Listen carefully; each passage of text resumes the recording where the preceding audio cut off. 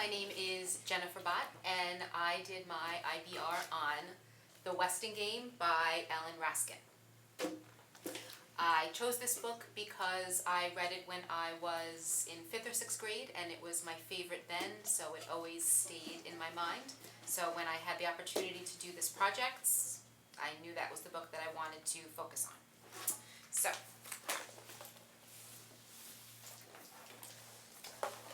at the beginning of the IBR are my supply pockets.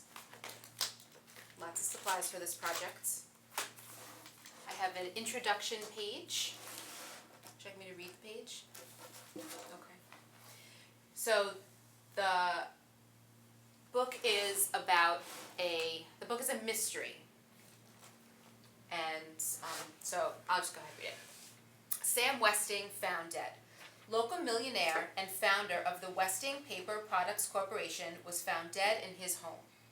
Sam Westing, who had not been heard from in over 13 years, was discovered late last night in his Westing town mansion. He was 65 years old. He leaves behind an estate estimated to be worth over $200 million. So the book plays out over the course of several weeks trying to find out what happened to Sam Westing. Next, there is a table of contents. Very simple. My next page talks about the process of thinking and different phases which actually occur all at the same time continuously, and that just lays out the process of what's going on inside your mind as you're playing all of the pages. I have a spotlight on Ellen Raskin, a little bit about her. What does it say about her? What does it say about her?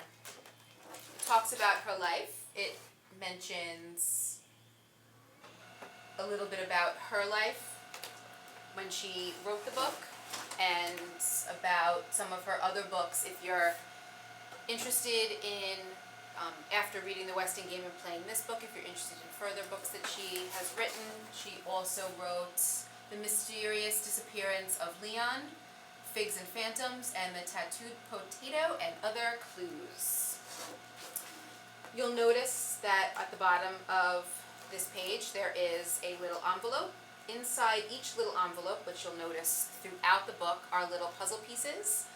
Children are encouraged after they finish an activity to hold on to a puzzle piece, and at the end of finishing the entire book they can put the puzzle together and get the answer to the mystery of the Westing Game.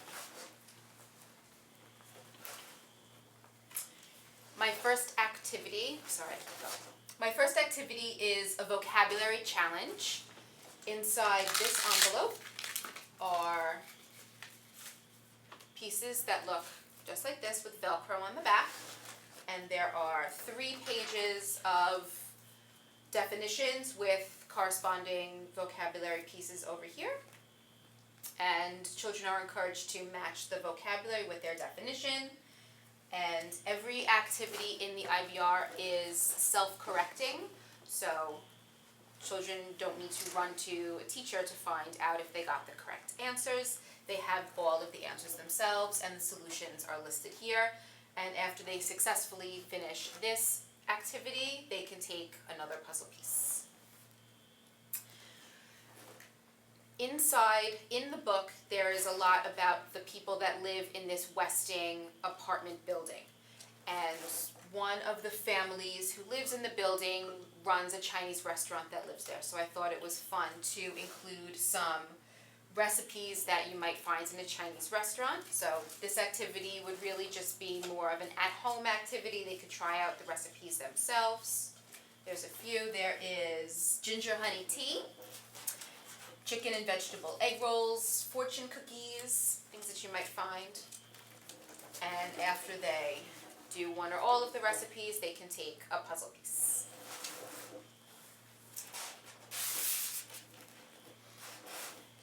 In the book, The Westing Game, there's a lot of focus on Sam Westing's heirs and his family. So I wanted children to think about their own family as they read the book. So I talk a little bit about heirs and family trees. I give an example of what a family tree looks like. So in this activity, it's not really self-correcting, but I give an example of what a family tree consists of. And they would put themselves at the bottom, and then the first two branches would be their mother and father, then grandparents, great-grandparents, and then they have sample trees where they can make their own family tree, and after they complete this activity, they can take another puzzle piece.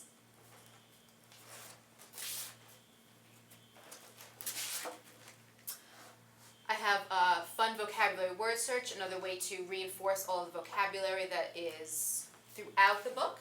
So the vocabulary is listed here. They have a word search and the correct answers on the back. The book is a mystery, and after every incident that happens, there is some sort of reference to America the Beautiful. So everyone is familiar with the first stanza of America the Beautiful, but most people don't know that it's actually quite a much longer song. So I included the entire America the Beautiful. Wasn't sure if people were completely aware of the entire song. And then a little bit of history of where America the Beautiful came from. It was actually a poem first. So a little bit of info and a couple of puzzle pieces after that activity. I have there are many characters in the Weston game, so it's important to keep straight who's who and who goes with who and who's part of whose family. So for my task card assignment activity, I wanted the students to focus on the characters. So I have my task cards here, and I have 2 sets. I made them a little more challenging by making the task cards with those specialty decorative scissors. So it's not as obvious which card goes with what. If you wanted to make it a little bit simpler, you could have used more of an obvious cut so students could maybe see which cards go with which cards. Trying to find a couple that go together.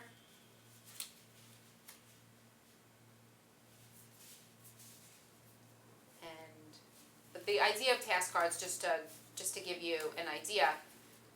So let's say you have the name of a character and what they do. I'm going to put this down for a second. And you try to match up, 2 sides. So obviously the colors are different and the cuts are different, so you know that these 2 pieces do not go together. When they do go together, that's the self-corrective element of the task cards. Put these off to the side.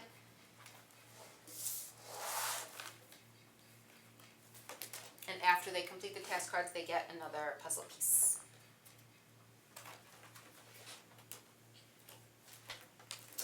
So there's a lot of discussion in the book about the mansion itself. So I thought a way to incorporate a little bit of math into the book was to create a geometric house. So I give my example of what a geometric house might look like, and then I include a whole bunch of shapes that students can play around with. Can we see those? Absolutely. You can see those.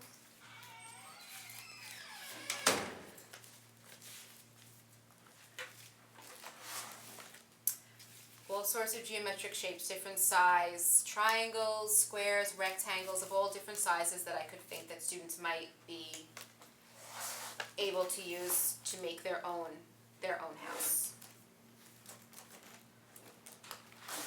I include just some white paper so that they could lay their design out on, and when they finish, they get a puzzle piece. I decided to do it with using multiple choice and to create a trivia challenge. So the way that a electro board works is that basically off of electricity, you use a continuity tester.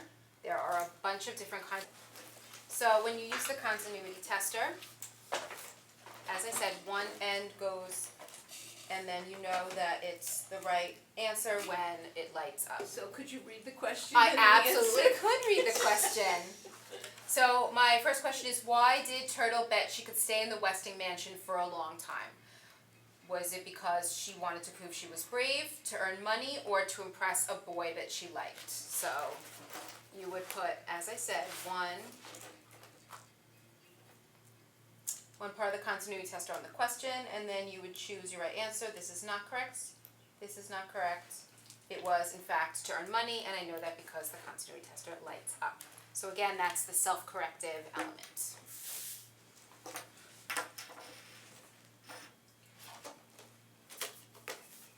Puzzle piece for getting through. 2 puzzle pieces. It's a difficult challenge. Okay. So again, the book is focusing on the mystery of Sam Westing's death. So I had children think about creating most wanted posters. So I give an example of my most wanted design or my most wanted character and a description of who she is. And then I include sample most wanted posters and a couple of puzzle pieces when they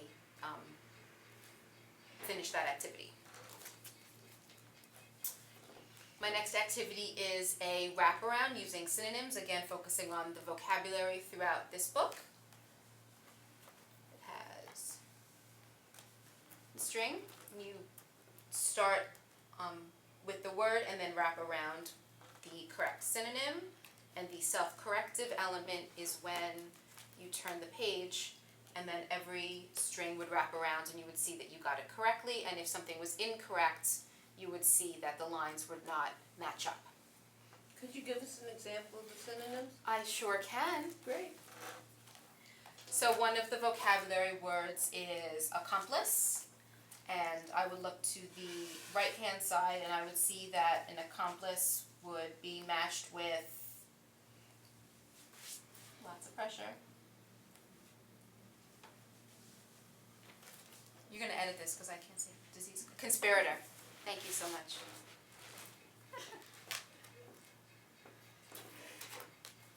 Okay.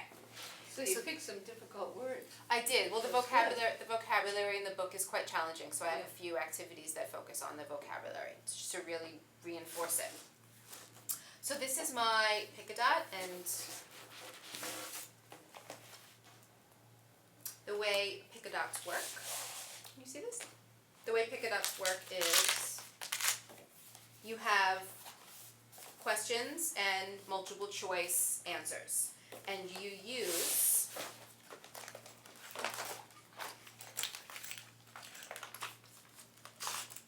some sort of small stick. You could use the tip of a pencil if you don't have one of these.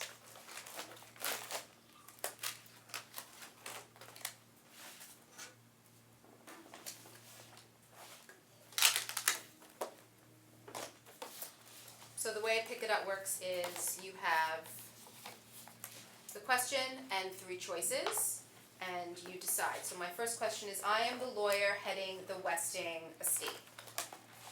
So I can either choose E.J. Plum, Denton Deere, or Doug Who.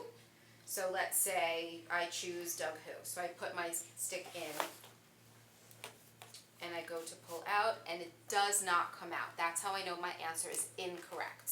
So I'm going to choose my next answer. Let's say I choose Denton Deere.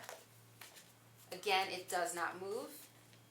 So I choose E.J. Plum, and the card comes out completely, and you'll see why, because of the holes go all the way through the bottom, and that's how I know that my answer is correct.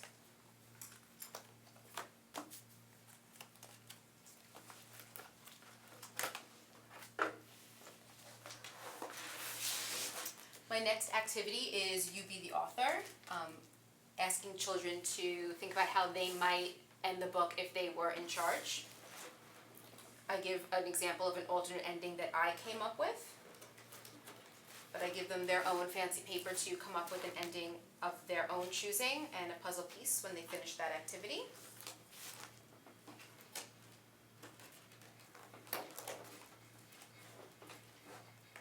I have a reference page, all the sources that I used in creating this interactive book report, and a final page talking about how a local student solved the mystery of the Westing game, that being the student that finished playing the book, and they can write themselves a check for the $200 million of Sam Westing's estate, and that is how my book ends. Wow, could you tell me, what was your favorite page and why? My favorite page. Yeah, did you have one? Did you like making more than any of the others, or playing more than any of the others? I have to say, I love the creation of the book as a whole. My favorite part was really breaking the book down into its elements, where thinking about the heirs, and then creating the family tree, or thinking about a family ran a Chinese restaurant. How could I incorporate that in some way? And I was able to bring in recipes and food, and trying to really stretch beyond reading and comprehension questions, really taking the understanding of the book to a different level. Okay, and when you first got the assignment to do this interactive book report, what was your thought? And then what were your thoughts later on? My initial thought when you presented that we were going to do this assignment was, oh my goodness, this is going to take a while. This is going to this is going to be a challenge. This is going to require high levels of creativity, but I remember feeling excited about it. It was something that I had not done before. I tapped into creative assignments that I remember doing when I myself was in 5th and 6th grade. And then when you showed it to your students? I showed it to my students this year, before I had them do their own interactive book report, and they looked at me like a deer caught in headlights. They were very overwhelmed, especially when I told them that this was a college project that I had done, and that I was going to expect them to do this. They were quite nervous, but throughout the process, and when I assigned the project to them, I assured them that I would be helping them throughout, and I would take them step by step, and that I wasn't going to expect them to go home and do this and just bring it in, that I would really guide them through it, and they were very pleased with their own results. They worked in a small group? They did. They worked in groups of no more than 4. There was one group of 3. I have an odd number of students. And they worked incredibly well together. And let's see, I think you told us the reaction when you shared it with your class. How do you think this applies to Common Core? Because today there's a lot of technology used in the classroom, and this is not necessarily technology-based. It's not technology-based, and I think, particularly from my own experience, that my students are very technologically savvy, and so I could tell that they've not had many hands-on projects in this manner, and I think that because they haven't really had that, but they're children, so it's something that they can appreciate and really dive into, and I don't think they realized how creative they could be until they're actually challenged and expected to be that way and to tap into it. So I think they had a great time doing it, and I think they surprised themselves with the results. Okay, thank you. Thank you. Beautiful job. What year Thank did you you so make much. this? Interactive book report? 2003, 2004, 2000. So you've definitely held on to it. Yes. Yeah. I got this with my life. I'm not even kidding. When the children wanted to see the book when they were making their own projects, and they often came up to me and asked if they could look at my book just for reference or ideas, I made them promise to guide it with their own lives and to not let anyone else breathe on it. So I definitely, you're very protective when you put so much time and effort into a project. But you learned from it. Absolutely. And do you think they do too? I do. Some of the reactions of after my students finished their own projects, I had them do body systems, not literature-based, more science-based. some of the students didn't think that they were going to learn about the body system doing this project. They didn't see how the two would correlate, but they were surprised at how much they did learn when the project was over. Okay, thank you.